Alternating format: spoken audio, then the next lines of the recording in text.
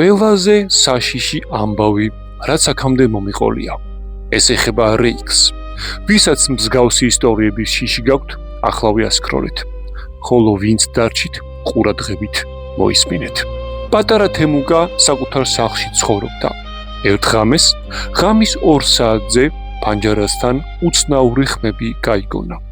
ფანჯრიდან გაიხედა და გაუგებარი წარმოშობის შავი სილუეტი დაინახა, რომელიც უცნაურად გადაადგილდებოდა.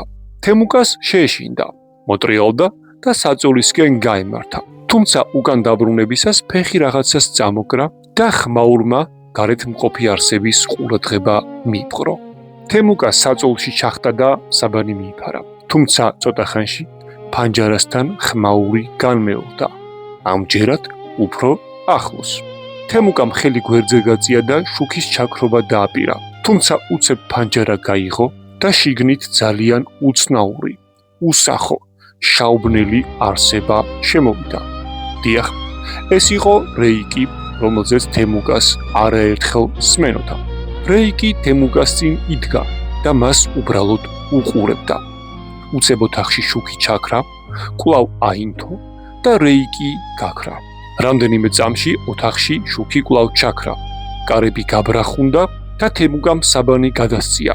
მიმოიხედა, თუმცა ოთახში აღარავინ იყო. შემდეგ მივიდა ფანჯარასთან და იქ წარწერა დაინახა. ხვალ კვლავ დავბრუნდები.